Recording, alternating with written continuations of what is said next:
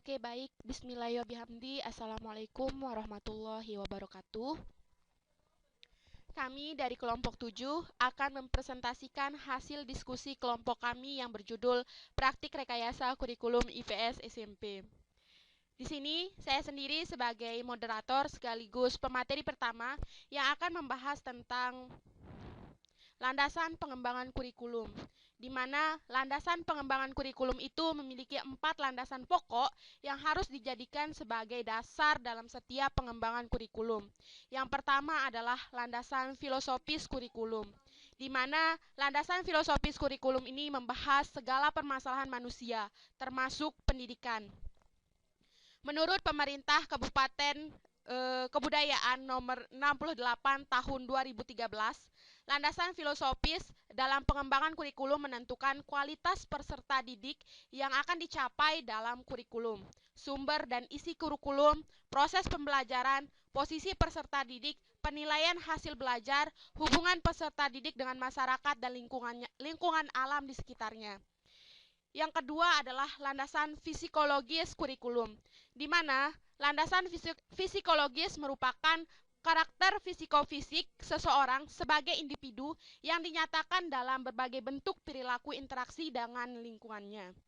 Dan yang ketiga adalah landasan sosial budaya, di mana landasan sosial budaya itu merupakan pendidikan diharapkan mampu menghasilkan masyarakat yang tidak asing dengan masyarakatnya. Maksudnya, pendidikan harus disesuaikan dengan kondisi, karakteristik, kekayaan, dan perkembangan masyarakat setempat.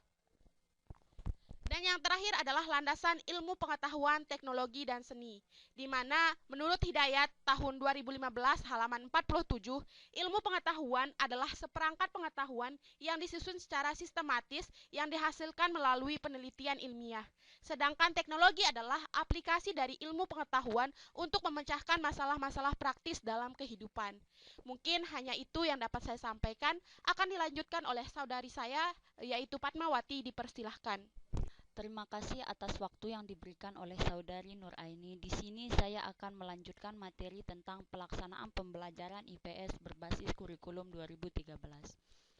Di dalam pelaksanaan pembelajaran ada beberapa hal yang harus diperhatikan, yaitu yang harus dipersiapkan, diantaranya yang pertama pengembangan program. Pengembangan program itu meliputi yang pertama program tahunan. Program tahunan itu disiapkan setiap awal tahun untuk dijadikan sebagai pedoman dalam proses pembelajaran. Kemudian pengembangan yang kedua yaitu pengembangan program semester. Program semester itu yaitu program atau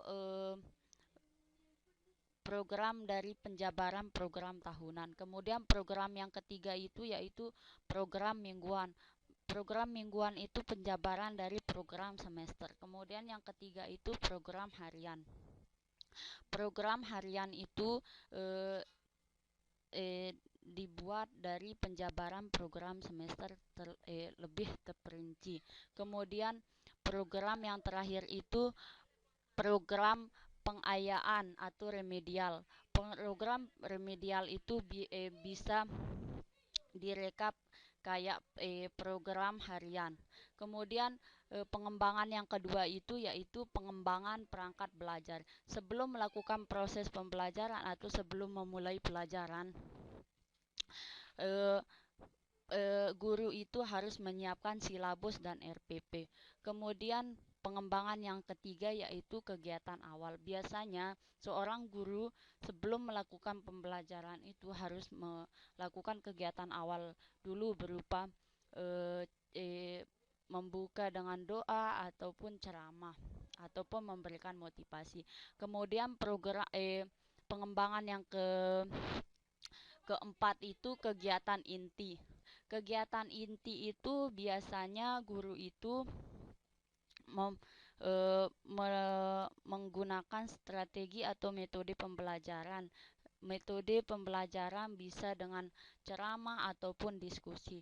Kemudian pengembangan yang kelima itu sumber belajar. Sumber belajar itu bisa berupa buku paket ataupun bisa kita sharing dari Google. Kemudian pengembangan yang keenam itu media pembelajaran.